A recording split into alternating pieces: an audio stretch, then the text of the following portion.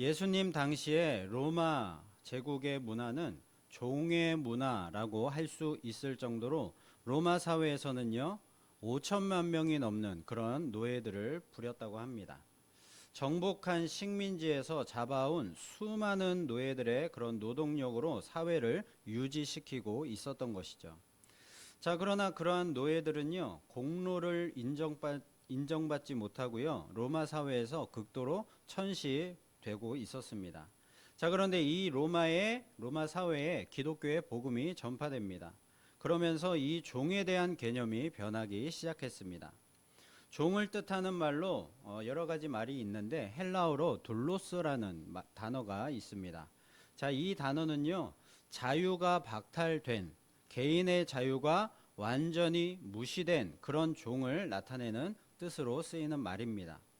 바울은요, 이 둘로스라는 단어를 사용하여서 자신을 예수 그리스도의 둘로스다, 예수 그리스도의 종이다라고 이렇게 표현을 했습니다. 그러니까 자기 자신의 그런 완전한 자유는 이제 없고 오직 예수 그리스도가 주인된 삶을 살아가는 종이다라고 고백을 한 것이죠. 바울이요, 자신을 둘로스라고 소개한 이후에 복음 사역자들은 스스로를요, 개인의 자유가 완전히 무시된 종이라고 그렇게 자처하며 살았습니다. 자, 이러한 기독교의 종의 정신이 당시의 로마 사회를 점점 변화시켜서 극심한 기독교 박해가 있었음에도 불구하고요, 313년에 이 로마 땅에서 기독교가 국교로 공인되는 기적이 일어날 수가 있었습니다. 사실 이러한 기독교의 종의 정신은 예수님으로부터 나온 것입니다. 예수님은요, 종으로서, 둘로스로서 이 세상에 오셨습니다. 마가복음 10장 45절 말씀 보시면요, 인자가 온 것은 섬김을 받으려 함이 아니라 도리어 섬기려 하고 자기 목숨을 많은 사람의 대속물로 주려 함이니라. 아멘. 예수님께서 오신 목적은요, 우리의 섬김을 받으려 하신 것이 아니고요, 오히려 예수님의 그 목숨을 많은 사람들에게 주셔서 구원하기 위함이다라는 것이죠. 바로 기독교 정신이요, 종의 정신, 섬김의 정신이라는 것이죠. 그래서 예수님은요, 자신을 따르는 제자들에게 너희도 섬기는 자가 되어야 하리라 라는 말씀을 하신 것입니다. 오늘 본문에 예수님과 제자들의 이 대화들을 통해서요, 우리가 섬기는 자로 산다는 것이 과연 무슨 뜻인가, 무슨 의미가 있는가, 이것을 함께 생각해 보고자 합니다. 첫 번째로 섬기는 자로 산다는 것은요, 겸손을 배우는 것입니다. 예수님은 제자들에게 가이사라 빌립보라는 곳에 도착을 했을 때에 너희는 나를 누구라 하느냐 이렇게 물어보셨습니다. 자, 그러자 수제자 베드로가요, 이렇게 대답을 합니다. 주는 그리스도시요 살아계신 하나님의 아들이십니다. 이 대답을 듣고 주님은 너무나 기뻐하셨습니다. 그리고 이제 이 제자들에게 십자가를 가르쳐야 되겠다, 나의 이 사명을 알려주어야 되겠다라고 생각을 하시면서 자신이 이제 십자가를 지시고 죽어야만 한다라는 사실을 이 제자들에게 예고하셨습니다. 자, 그리고 제자들에게요, 자신을 부인하고 자기 십자가를 지고 나를 따라야만 한다라고 말씀을 하셨습니다. 자, 그러나 십자가를 지는 삶을 감당하기 위해서는요, 하늘의 그 영광을 볼 필요가 있었기 때문에 예수님은요, 제자들을 데리시고 변화산에 올라가셔서 변화산상의 그 영광을 보여주셨습니다. 자, 그 사건 이후에 예수님은 제자들을 데리고 다시 남쪽 갈릴리 지방의 가버나움으로 내려오십니다. 예수님은 그 길을 내려오시면서요, 줄곧 이 십자가를 생각하셨을 것입니다. 자, 그것이 오늘 본문 직전에 있는 마가복음 9장 30절, 31절에 나타나 있습니다. 그 말씀을 함께 읽어보겠습니다. 시작. 그 곳을 떠나 갈릴리 가운데로 지날새 예수께서 아무에게도 알리고자 아니하시니 이는 제자들을 가르치시며 또 인자가 사람들의 손에 넘겨져 죽임을 당하고 죽은 지 3일 만에 살아나리라는 것을 말씀하셨기 때문이더라. 아멘. 예수님께서요, 이 제자들에게 자신의 그 십자가, 그것을 이제 알려주신 이후에 계속해서 이제 이동을 하시면서요, 십자가에 대해서 이처럼 묵상을 계속 하셨다는 것이죠. 자, 그런데요, 제자들은요, 예수님의 이러한 마음을 전혀 몰라주고요, 예수님의 말씀도 깨닫지를 못하고 심지어 예수님께 묻기를 두려워했습니다. 예수님은요, 자신이 져야 할 다가오는 그 십자가를 바라보시고 생각하시면서 묵상하시면서 길을 걷고 계셨는데, 제자들은 그 길에서 예수님과 함께 가면서 무엇을 하고 있었을까요? 33절 보시면요, 가버나움에 이르러 집에 계실새 제자들에게 물으시되 너희가 길에서 서로 토론한 것이 무엇이냐 하시되, 제자들과 함께 이 가버나움 길로 오시면서 제자들이 무엇을 했느냐 이렇게 물어보신 것입니다.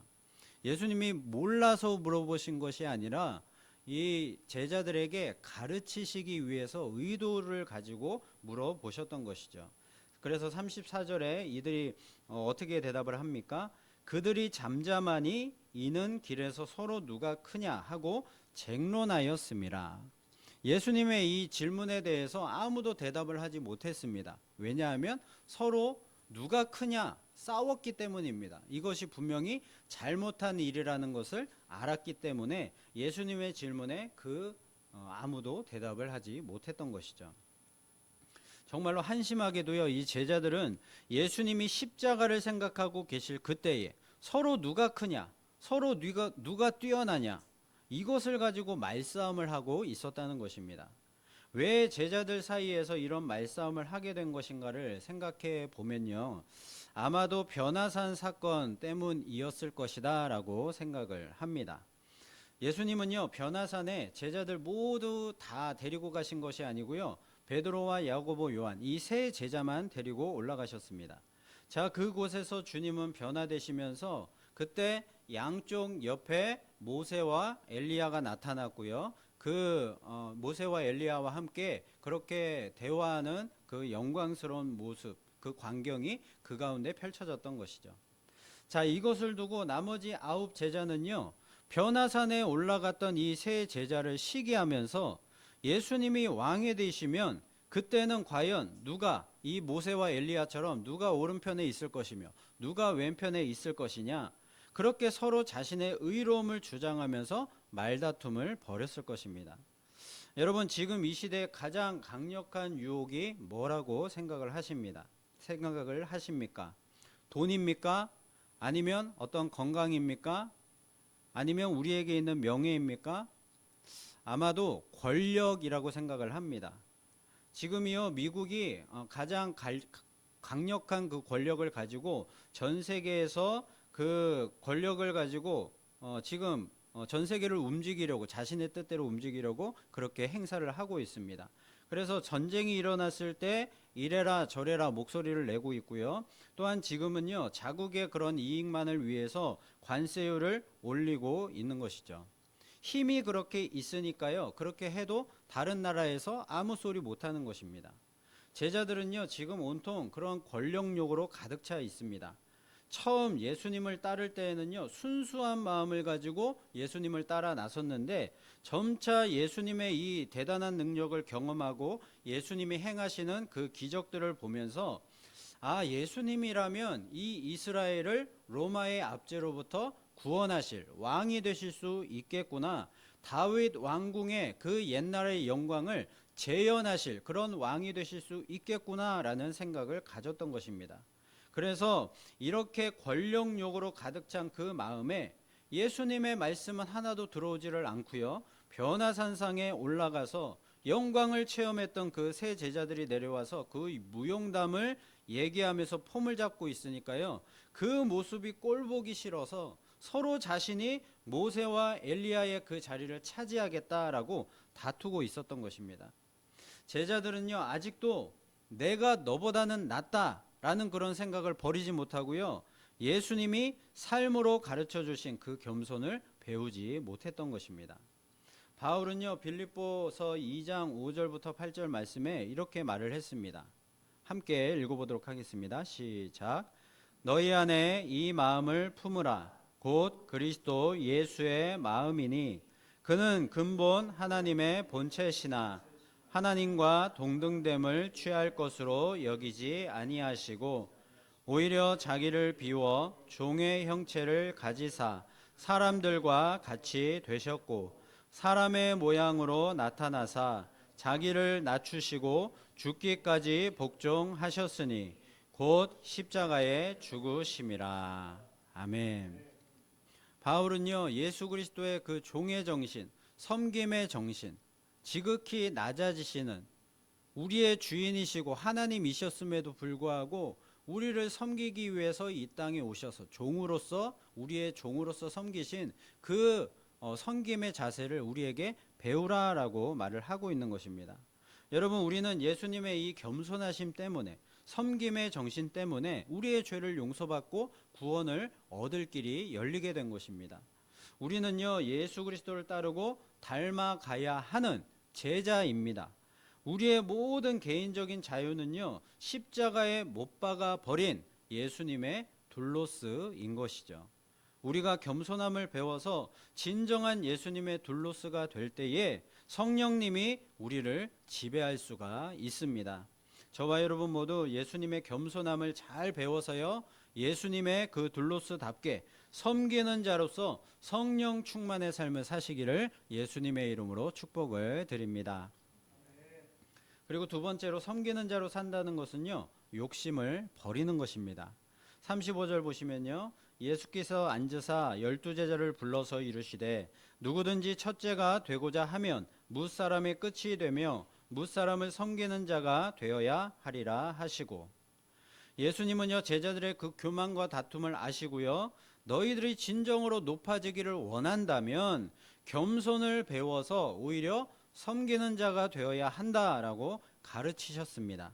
그리고 제자들이 더욱 알기 쉽게 가르치기 위해서요, 어린아이 하나를 앞에 세우고 그 아이를 안아주시면서 이 어린아이를 영접하는 것이 곧 나를 영접하는 것이다 라고 말씀을 하셨습니다. 여러분, 예수님은 왜 이런 행동을 보여주신 것일까요? 당시 사회에서 어린아이는요, 사람 취급을 받지 못할 정도로 아주 작고 보잘것없는 그런 존재였습니다. 그런 어린아이 하나를 우리가 잘 대접한다고 해서 그것을 통해서 우리에게 어떤 유익이 있을까요? 아무것도 없는 것이죠. 물론 뭐 기쁘고 뭐 어떤 보람찬 그런 마음들은 있겠지만 특별한 이익은 없는 것입니다. 자, 그러나 예수님처럼 그 당시에 랍비로 인정을 받고 유명하고 인기가 많았던 그런 사람을 대접한다면 어떻게 될까요? 예수님을 영접함으로 인한 여러 가지 그런 이익들이 우리에게 있을 것입니다. 예수님의 칭찬이 있을 것이고요, 인정이 있을 것이고요, 개인적으로는 그것이 자랑이고 가문의 영광이 될 것입니다. 그리고 무엇보다도 예수님은요, 자신을 영접하는 것이 곧 하나님을 영접하는 것이다 라고 말씀을 하셨습니다. 여러분, 우리가 하나님을 대접하다니요, 이런 일은 절대로 있을 수가 없는 것이죠. 이런 영광은 돈을 주고도 살 수가 없는 것입니다. 예수님을 영접하는 그 방법, 하나님을 영접하는 그 방법이 바로 어린아이 하나를 영접하는 것이다 라고 예수님은 말씀하고 계십니다. 사회적으로 약하고 소외된 자들을요, 아무런 조건 없이 아무런 어떤 대가를 바라지 않고 우리에게 아무런 유익이 없을지라도 오직 예수님의 이름으로 영접하고 섬기는 행위 자체가 예수님을 영접하는 행위이며 나아가 하나님을 영접하는 행위와 동일하다라는 것이죠. 여러분, 사람들은요, 누구나 주목받기를 원합니다. 그래서 어떤 봉사를 하더라도 사람들이 알아주기를 원하고요, 그 사람들의 칭찬을 듣기를 원합니다.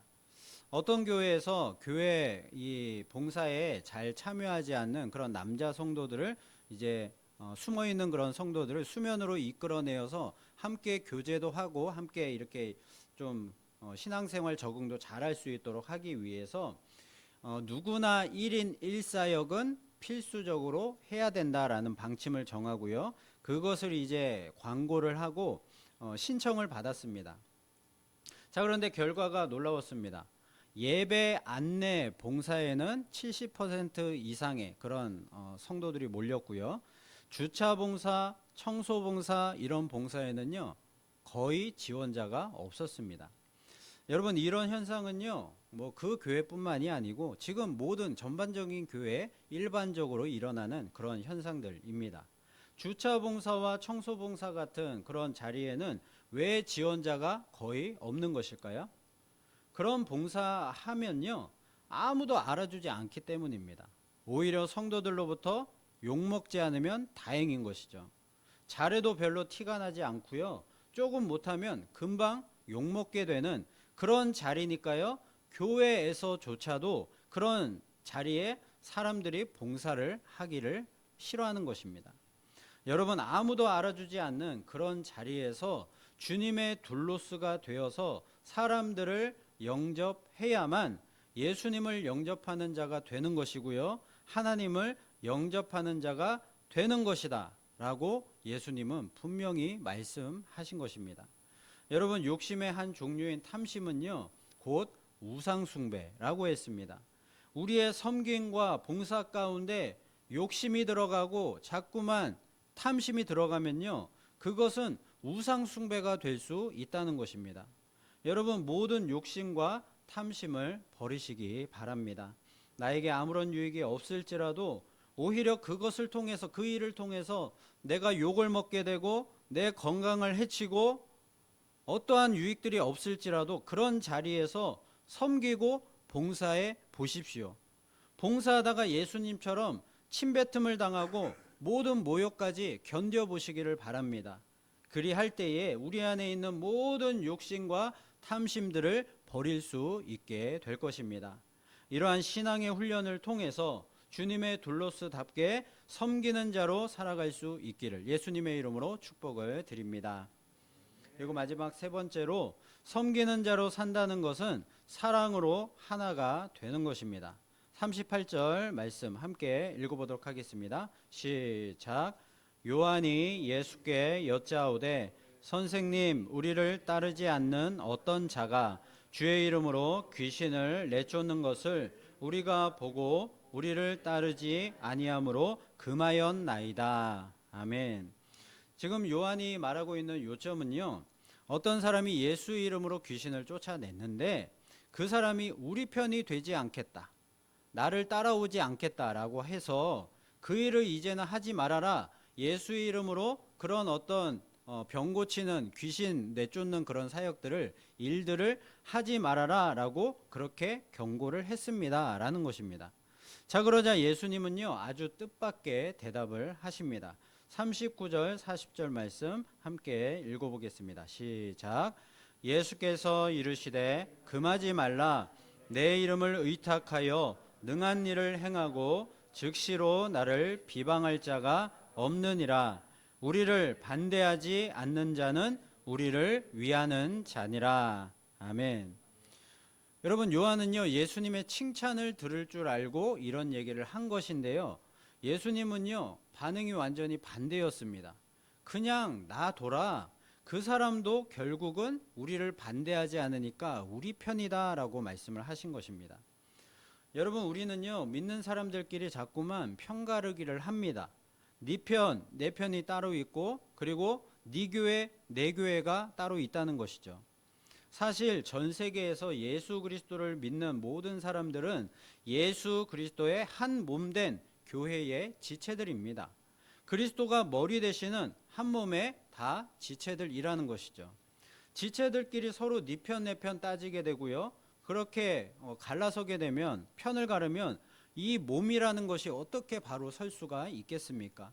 어떻게 교회가 세워진 그 목적대로 이 세상 가운데 제 역할을 감당할 수 있겠느냐 하는 것입니다. 여러분 주님이 교회를 세우신 목적이 무엇입니까? 하나님 나라를 이 땅 가운데, 전 세계 가운데 방방곡곡에 하나님의 나라를 증언하는 것입니다. 예수님이 공생의 사역을 시작하시면서 선포를 하셨듯이 회개하라 천국이 가까이 왔느니라 라는 이 복음을요 세상 끝까지 모든 민족에게 전해서 하나님의 나라가 이미 이 땅 가운데 임하였음을 증거하는 것이 바로 교회가 할 일이라는 것이죠. 하나님의 나라를 증거하는 일을 하고 있다면요, 다 우리 편인 것입니다. 다 우리의 그런 함께 이 하나님의 사역을 감당하는 그런 사람들이라는 것이죠. 교회는요, 절대로 다른 이유 때문에 이처럼 편가르기를 해서는 안 된다는 것입니다. 자, 그런데 지금 한국 교회는요, 그 편가르기를 아무렇지도 않게 당연하다는 듯이 하고 있습니다. 교단으로 나뉜 것은 말할 것도 없고요. 같은 교단 안에서도 노예끼리 나뉘고요. 그리고 같은 노예 안에서도 교회들이 서로 편가르기를 하고 있습니다. 사실 편가르기를 한다는 것이 어떤 큰 싸움이나 다툼은 아닙니다. 그저 우리 교회가 너희 교회보다는 조금 더 낫다라는 생각을 가지고요, 다른 교회를 자꾸만 무시하는 것이죠. 그렇게 되면요, 다른 교회에 대한 관심이 없어지고요, 다른 교회와의 교류도 없어져서 개교회 이기주의가 팽배해져 가는 것입니다. 그래서 우리 교회만 잘 되고 부흥하면 되고 다른 교회는 다 망해도 상관이 없다라는 그런 생각을 가지게 되는 것이죠. 자, 이렇게 교회들이 개교회 이기주의가 팽배해지면요, 가장 심각한 문제가 무엇인가 하면 서로의 다름을 인정할 줄을 모르고요, 무조건 비판하고 무조건 정죄하게 된다라는 것이 가장 큰 문제입니다. 사실 우리 한국교회 모든 교단들은요, 예수 그리스도라는 진리 안에서 사랑하고 하나가 되어야 하는데, 하나가 되기는커녕 서로 비난하고 비판하기 바쁜 것입니다. 물론 잘못된 것은 잘못되었다고 말할 수 있어야 하고요, 또한 그런 비판들은 받아들이고 고쳐야만 할 것입니다. 그런데 기독교 진리와 교리에 있어서는 아무런 문제가 없는 아주 사소한 그런 의견 차이까지도 용납할 줄을 모르고요, 서로 비판하기 바쁘다라는 것이 가장 큰 문제인 것입니다. 저는 사실 이러한 말을 할 자격도 없는 그런 무능한 사람이긴 하지만, 이러한 한국교회의 모습을 예수님이 결코 기뻐하시지는 않을 것 같습니다. 오늘 예수님이 요한에게 말씀하신 것처럼 그 사람도 그 교회도 다 우리 편이야. 그러니까 그냥 놔둬. 그리고 조금 다른 것은 비판하지 말고 그냥 넘어가. 하나님 나라를 증거하는 일에는 아무런 문제가 없어 라고 말씀을 하실 것 같습니다. 여러분, 같은 교회 안에서도 성도들이 서로 하나 되지 못하는데 과연 어떻게 한국교회가 하나가 될 수 있고, 나아가서 전 세계의 교회들이 예수 그리스도 안에서 하나가 될 수 있겠습니까? 여러분, 하나님은요, 우리 한 사람 한 사람을 다 다른 그런 생각과 어떤 성격과 그런 다른 재능들을 가지도록 그렇게 만드셨습니다. 모양과 생김새가 다 다르고요, 성격과 좋아하는 것들이 다 다르고요, 살아온 환경과 재능과 생각들까지 모든 것이 다 다릅니다. 심지어 일란성 쌍둥이들이 생김새는 거의 비슷해도요, 그것 빼고는 거의 모든 면에서 너무나도 다른 경우를 우리가 많이 보는 것처럼 말입니다. 하나님께서 이렇게 다르게 만드신 이유가 무엇이겠습니까? 하나님은요, 그 다름들을 통하여서 그것을 사용하셔서 하나님의 그 뜻을 이루어가기를 원하시는 것입니다. 여러분, 성경이라는 이 책은요, 무려 1600년 동안에 걸쳐서 40여 명의 저자들이 이 성경책을 완성한 그런 책입니다. 하나님은요, 한 사람을 통해서 이 성경의 모든 말씀을 기록하게 하실 수도 있으신 분이십니다. 한 사람이 만약에 기록을 했다면요, 당연히 이 모든 성경 내용도 통일성이 있고 그만큼 더 신뢰할 만한 그런 말씀, 책이 될 것입니다. 자, 그런데 하나님은 왜 그렇게 하지 않으신 것일까요? 그렇게 하지 않으시고 1600년 동안을 거쳐서 40여 명의 그런 다양한 저자들을 통해서 성경을 쓰게 하신 그 이유는요, 그렇게 오랜 세월이 지나고 여러 명의 사람들이 성경을 쓴다고 할지라도 진리는 오직 하나, 같다라는 것을 보여주시기 위함입니다. 성경이 말하고 있는 진리가 1600년이 지나도 한결같고 변함이 없기 때문에 지금 우리들의 이 믿음도요, 모든 교회들이 따르는 진리도 같아야 한다라는 것이죠. 전 세계 모든 교회는요, 오직 진리 안에서 하나가 되어야 합니다. 진리이신 예수 그리스도가 머리 되시는 몸된 지체들인 모든 교회들은요, 믿는 것과 따르는 진리가 절대로 달라서는 안 된다는 것이죠. 그러나 그 진리에 도달하는 길은요, 얼마든지 다를 수 있습니다. 어떤 사람들은 멀리 돌아가는 그 길을 택해서요, 그 진리에 이르는 데 있어서 조금 늦을 수도 있고요. 그리고 어떤 사람들은요, 빠른 지름길을 발견해서 남들보다 좀 더 빠르게 그 진리에 도달할 수가 있는 것입니다. 각각의 그 방법과 재능과 환경과 성격의 다름을 인정해 줄 아는 것이 진짜 교회다운 교회, 진짜 성도다운 성도일 것입니다. 이 땅의 교회가 서로 다름을 인정하고 오직 진리이신 예수 그리스도 안에서 서로 사랑하면서 하나가 될 때에 진정으로 주님의 둘로스가 되어서 주님께 영광 돌리는 모든 복된 교회와 성도들이 될 줄로 믿습니다. 여러분, 사도 요한의 별명이 무엇인지 아십니까? 우레의 아들이라는 별명을 가지고 있습니다. 너무나도 불같은 그런 성격을 가졌기 때문에 이런 별명이 지어진 것이죠. 자, 어느 날 예수님과 제자들이요, 사마리아의 마을에 들어가려 했는데 사마리아 사람들이 예수님 일행을 박대한 일이 있었습니다. 자, 그러자 이 요한이요, 우레의 아들답게 발끈해서 뭐라고 얘기를 하는가 하면요, 선생님, 하늘에서 불을 내려서 이 사마리아 사람들을 다 불살라 버리십시다, 이렇게 얘기를 합니다. 이 우레의 아들이라는 별명답게 아주 화끈한 성격을 가졌던 그런 요한의 모습입니다. 이랬던 요한이 완전히 변했습니다. 어떻게 변했습니까? 나중에 사도 요한은요, 성경을 쓰게 되는데요, 요한복음을 썼고 요한계시록을 썼고 요한 1, 2, 3서를 썼습니다. 이 요한 1, 2, 3서의 내용을 보면요, 요한이 왜 사랑의 사도로 불리는지를 알 수가 있습니다. 요한 1, 2, 3서의 주된 내용이 무엇입니까? 사랑하는 자들아, 우리가 서로 사랑하자. 사랑은 하나님께 속한 것이다. 이렇게 그 말을 계속 반복 강조하는 내용이 바로 요한 1, 2, 3서의 내용입니다. 요한이요, 우리의 아들에서 어떻게 이처럼 사랑의 사도로 바뀔 수가 있었을까요? 그것은요, 요한이 성령 강림, 오순절 성령 강림 사건을 통해서 성령을 받고 성령 충만한 후에 비로소 이처럼 사랑의 사도로 바뀔 수가 있었던 것입니다. 한번 성령 충만했다고 해서 그 사람이 영원히 그렇게 사랑의 사람으로, 영원히 성자로 바뀌는 것은 아닐 것입니다. 인간이기 때문에 성령 충만한 후에도 실수할 수 있고요, 실패할 수도 있고 죄를 지을 수도 있습니다. 그러나 성령 충만 이전과 성령 충만 이후는 완전히 달라지는 것입니다.